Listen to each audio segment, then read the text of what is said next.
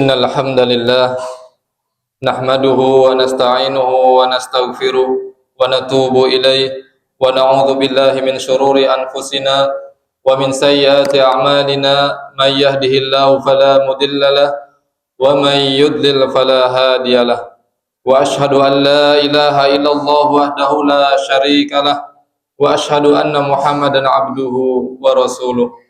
Allahumma salli wa sallim wa barik ala nabiyyina Muhammad wa ala alihi wa ashabihi wa man tabi'ahum bi ihsanin ila yaumiddin.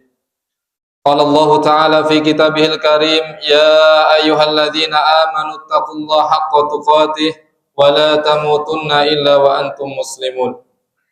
Ya ayyuhan nas ittaqu rabbakumul ladzi khalaqakum min nafsin wahidah wa khalaqa minha zawjaha wa bassa minhuma rijalan katsiran wa nisaa'a wattaqullaha alladzi tasaaluna bihi wal arham innallaha kana 'alaikum raqiba. Ya ayyuhalladzina amanu taqullaha wa qulu qawlan sadida yuslih lakum a'malakum wa yaghfir lakum dzunubakum wa may yuti'illaha wa rasulahu faqad faza fawzan 'azima. Amma ba'd. Fa inna asdaqal hadits kitabullah wa khairal huda huda Muhammadin sallallahu alaihi wasallam wa syarrul umuri muhdatsatuha fa inna kulla muhdatsatin bid'ah wa kulla bid'atin dhalalah wa kulla dhalalatin finnar. Ma'asyiral muslimin, sidang salat Jumat yang dimuliakan Allah Subhanahu wa taala. Nabi kita Muhammad sallallahu alaihi wasallam bersabda dalam hadis yang diriwayatkan oleh Imam Tabrani, man nasara akhahu bi dhahril ghaib nasarahu Allahu fid dunya wal akhirah. Siapa yang memberikan pertolongan kepada saudaranya secara merahasia atau dari jarak yang jauh, maka Allah Subhanahu wa taala akan memberikan pertolongan kepadanya di dunia, terlebih lagi nanti di akhirat. Al-Manawi dalam kitabnya Faidul Qadir ketika menjelaskan hadis ini, beliau menyebutkan hadis yang lain dari jalur sahabat Abdullah bin Umar secara marfu, bahwasanya ketika seseorang dimasukkan ke dalam kubur, dia akan didatangi oleh malaikat, kemudian dia mendapatkan siksa yang begitu dahsyat. Dia dipukul oleh malaikat dengan pukulan yang begitu keras sampai dia merintih. Kemudian dia bertanya kepada malaikat, alama tadribuni, atas dasar apa aku mendapatkan siksa hukuman seperti ini?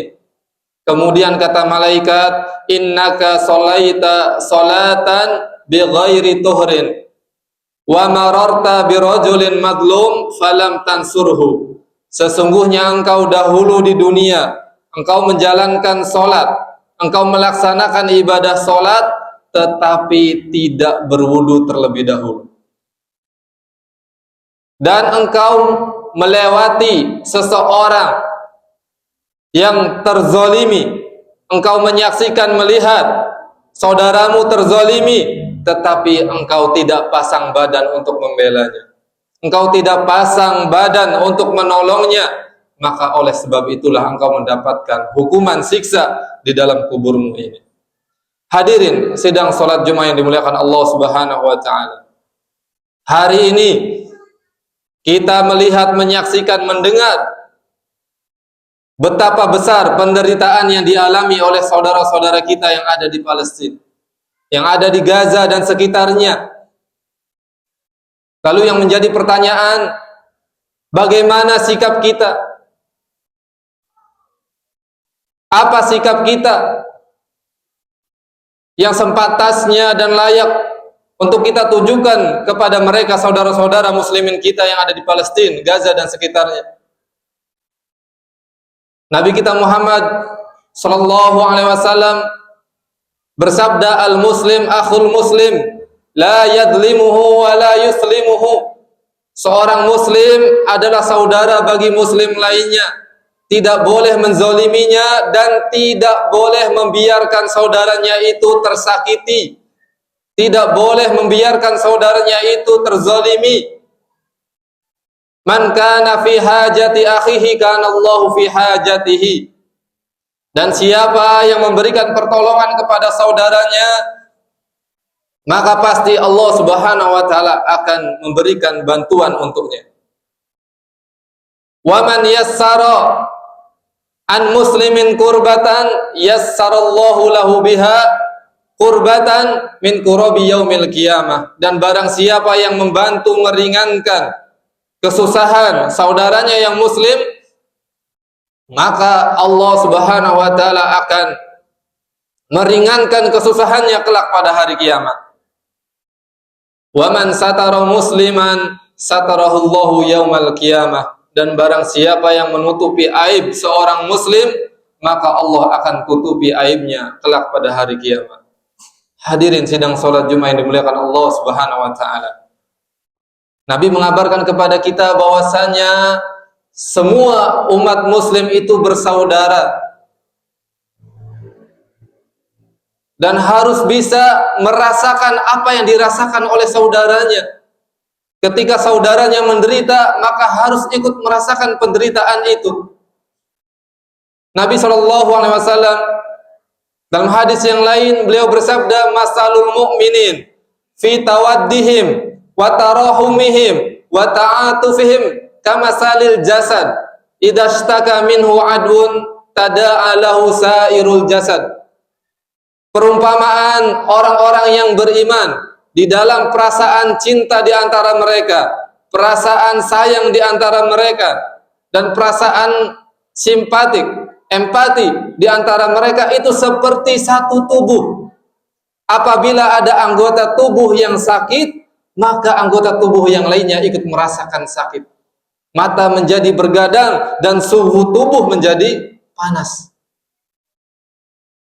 Itulah gambaran persaudaraan yang kuat di antara orang yang beriman. Di antara sesama muslim harus ada gambaran persaudaraan yang seperti ini. Dan Nabi SAW dalam hadis yang lain mengatakan, al-mu'min lil mu'min kal bunyan yashuddu ba'duhum ba'do. Seorang mukmin untuk mukmin lainnya itu ibarat bangunan yang saling menguatkan antara satu dengan yang lainnya. Nabi sampai menggambarkan dengan mengeratkan kedua telapak tangannya seperti ini. Yashuddu ba'duhum ba'do, saling menguatkan antara satu dengan yang lainnya. Jadi tidak boleh kita sebagai seorang muslim, seorang yang beriman, ketika melihat saudara kita sedang terzalimi, tertindas, dijajah, kemudian kita diam begitu saja, tidak memberikan pertolongan apa-apa, tidak memberikan dukungan apa-apa, seolah hal itu tidak terjadi. Waliyadzubillah. Apalagi kehormatan seorang muslim itu sangat besar kedudukannya di sisi Allah Subhanahu wa taala.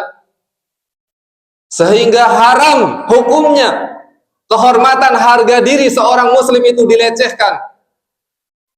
Nama baiknya dirusak itu haram hukumnya, tidak boleh. Hartanya tidak boleh dirampas, dicuri, dikorupsi, tidak boleh, haram. Karena memiliki kehormatan yang tinggi di sisi Allah Subhanahu wa taala. Abdullah bin Umar beliau mengisahkan bahwasanya ra'aitu Rasulullah sallallahu alaihi wasallam yatufu haulal Ka'bah. Aku pernah melihat Rasulullah tawaf mengelilingi Ka'bah. Fayaqul, kemudian Rasulullah SAW berkata, mengekspresikan kekaguman beliau kepada Ka'bah. Ma atyabaki wa ma atyaba rihaki wa ma a'zamaki wa ma a'zama hurmataki. Betapa harum engkau wahai Ka'bah, betapa wangi aromamu wahai Ka'bah, betapa agung engkau wahai Ka'bah, dan betapa agung kehormatanmu wahai Ka'bah. Tapi kemudian kata Nabi SAW, sampai beliau bersumpah atas nama Allah, walladzi nafsu Muhammad biyadih, tapi demi Allah, demi zat yang mana jiwa Nabi Muhammad, jiwa Muhammad berada di tangannya, la hurmatul mu'min a'zamu indallahu minki irduhu wa maluhu. Tapi sungguh kehormatan seorang muslim, harga diri seorang muslim, seorang yang beriman itu lebih besar di sisi Allah Subhanahu wa taala daripada kehormatanmu. wala yudhannu bihi illa khairan, dan tidaklah sepantasnya seorang muslim berprasangka kepada saudara muslim lainnya kecuali berprasangka yang baik-baik saja. Allah. Seorang muslim memiliki kedudukan yang begitu besar di sisi Allah Subhanahu wa taala. Dan dalam riwayat yang lain Nabi SAW bersabda, la zawalu dunya ahwalu indallah min qatli rajulin muslim. Hancurnya dunia ini itu lebih ringan di sisi Allah daripada terbunuhnya seorang muslim, daripada tertumpahnya darah seorang muslim. Subhanallah. Ini menunjukkan bahwasanya kita kepada saudara muslim itu harus betul-betul kita menjaga bagaimana supaya harga dirinya itu terjaga, hartanya terjaga. Tidak boleh kita berbuat semena-mena. Dan termasuk ketika kita melihat saudara kita sedang tersakiti, terzolimi, dijajah, dirampas, dirampok, maka kita harus memasang badan untuk membela, memberi dukungan. Paling tidak kita banyak berdoa kepada Allah Subhanahu wa taala untuk saudara-saudara muslimin kita yang ada di Palestina. Kemudian kita memboikot produk-produk Israel Zionis. Ini juga termasuk di antara supaya kita bisa menghentikan kezaliman yang telah dilakukan oleh Israel dan Zionis. Dan kemudian kita gunakan media sosial kita untuk menyuarakan dukungan kita untuk saudara muslimin kita yang ada di Palestina. Dan juga di forum-forum di mana kita bisa menyuarakan dukungan kita, maka kita suarakan. Kita harus membela kehormatan harga diri saudara muslimin kita yang ada di Palestina. Dan Nabi SAW bersabda, la yu'minu ahadukum hatta yuhibba li akhihi ma yuhibbu li nafsihi. Tidak sempurna iman salah seorang di antara kalian sampai dia mencintai untuk saudaranya apa yang dia cintai untuk dirinya sendiri. Subhanallah, Allah Akbar. Apa yang kita cinta untuk diri kita, kita juga seharusnya cinta itu ada pada saudara kita. Kita cinta jikalau tinggal di negeri yang aman. Kita cinta jikalau kita bisa berkumpul dengan keluarga, memeluk anak kita, memeluk istri. Dan kita juga cinta jikalau harta kita terjaga. Dan itu yang harusnya kita cintai juga untuk saudara kita. Dan itu menunjukkan kesempurnaan iman yang ada pada diri kita. Aqulu qouli hadza wa astaghfirullah li wa lakum fastaghfiruhu innahu huwal ghafurur rahim.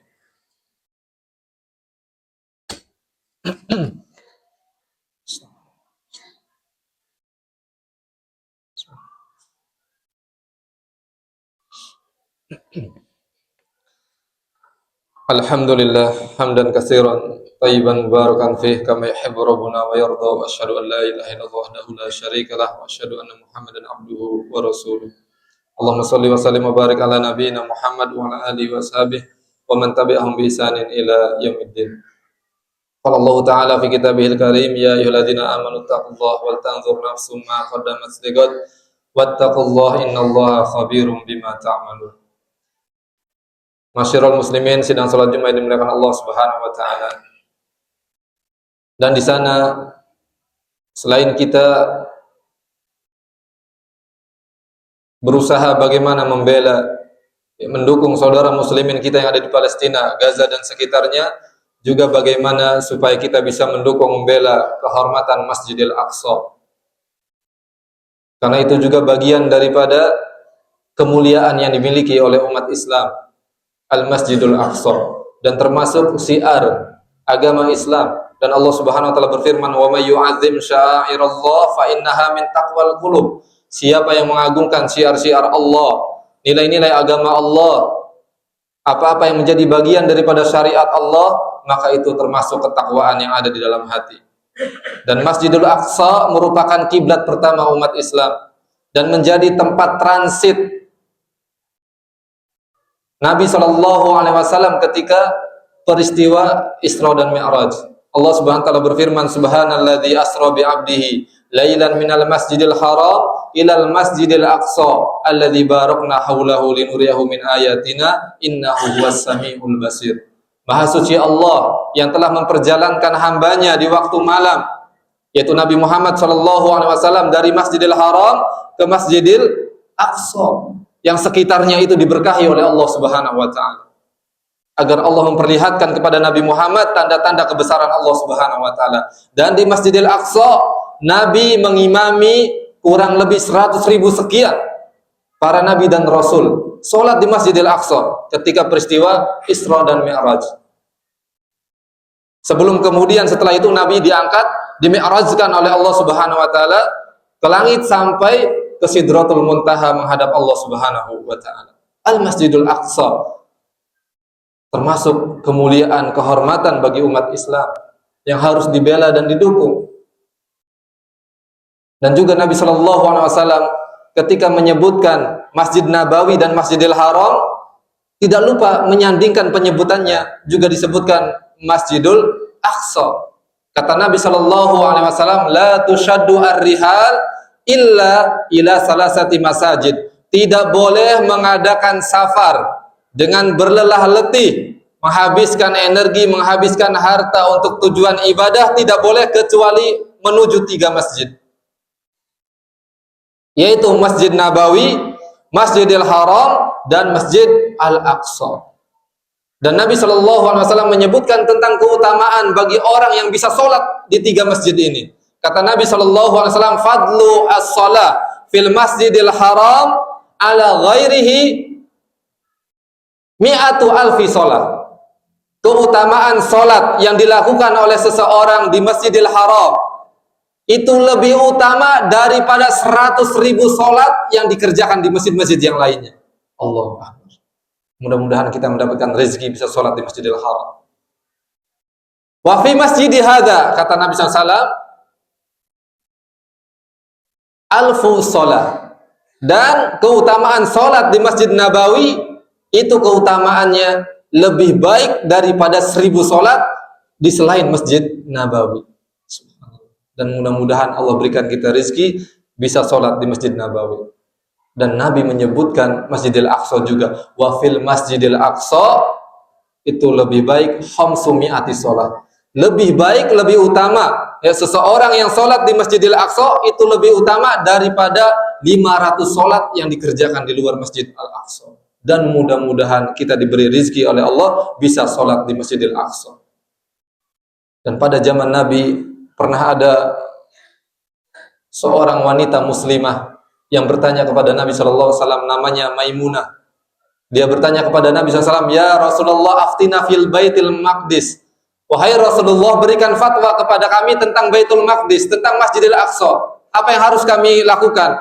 Kata Nabi SAW, i'tiha, datangilah Masjidil Aqsa, washolli fi, dan sholatlah di Masjidil Aqsa. Subhanallah.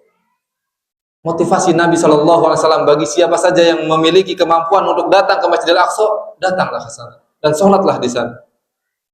Tapi kemudian kata Maimunah, lalu bagaimana bagi orang yang tidak memiliki kemampuan untuk datang ke Masjidil Aqsa? Kata Nabi SAW, ahda ilaihi zaitan. Faman ahda ilaihi zaitan, fa innahu kaman shalla fihi. Maka kirimkanlah minyak zaitun ke Masjidil Aqsa, karena sesungguhnya siapa yang mengirimkan minyak zaitun, maksudnya untuk lampu-lampu yang nyala di sana, maka dia mendapatkan pahala seperti orang yang sholat di Masjidil Aqsa. Artinya bapak-bapak yang diberikan kelebihan harta oleh Allah Subhanahu wa taala, datangilah lembaga-lembaga yang terpercaya, yang jujur, yang bisa menghantarkan harta kita sampai kepada Baitul Maqdis atau Masjidil Aqsa atau kaum muslimin yang ada di sana. Mudah-mudahan kita mendapatkan pahala seperti yang disebutkan oleh Nabi SAW. Siapa yang mengirimkan hadiah ke sana, dia mendapatkan pahala seperti orang yang sholat di sana. Dan Imam Al-Albani rahimahullah ta'ala di dalam kitab Sahih At-Targhib menyebutkan satu hadis, bahwasanya layatiyanna 'alan nas zamanun, sungguh akan datang di akhir zaman kepada manusia, la qausu ahadikum haitsu yara minhu Baitul Maqdis khairul lahu wa ahabbu ilaihi minad dunya kulliha. Subhanallah. Kata Nabi SAW, kelak akan datang suatu zaman kepada manusia, di mana seseorang memiliki sebidang tanah sepanjang busur cambuk yang dia punya, yang mana dari situ dia bisa melihat Baitul Maqdis, itu lebih baik baginya, itu lebih dia cintai daripada dunia seluruhnya. Ini menunjukkan betapa kedudukan yang istimewa, kemuliaan yang luar biasa terkait dengan Baitul Maqdis atau Masjidil Aqsa. Maka mudah-mudahan kita semua hadirin yang dimuliakan Allah Subhanahu wa taala diberikan taufik oleh Allah Subhanahu wa taala supaya kita bisa menjadi bagian daripada orang-orang yang selalu memberikan pembelaan, dukungan, support untuk kemuliaan kaum muslimin yang ada di Palestina, Gaza dan sekitarnya, dan juga untuk kemuliaan Masjidil Aqsa atau Baitul Maqdis yang ada di sana. Innallaha wa malaikatahu yusholluna 'alan nabi ya ayyuhalladzina amanu shallu 'alaihi wa sallimu taslima. Allahumma shalli 'ala Muhammad wa 'ala ali Muhammad kama shallaita 'ala Ibrahim wa 'ala ali Ibrahim innaka Hamidum Majid. Wa barik 'ala Muhammad wa 'ala ali Muhammad kama barakta 'ala Ibrahim wa 'ala ali Ibrahim innaka Hamidum Majid. Allahumma ighfir lil muslimin wal muslimat wal mu'minin wal mu'minat al ahya'i minhum wal amwat innaka sami'un qaribun mujibud da'wati ya qadil hajat.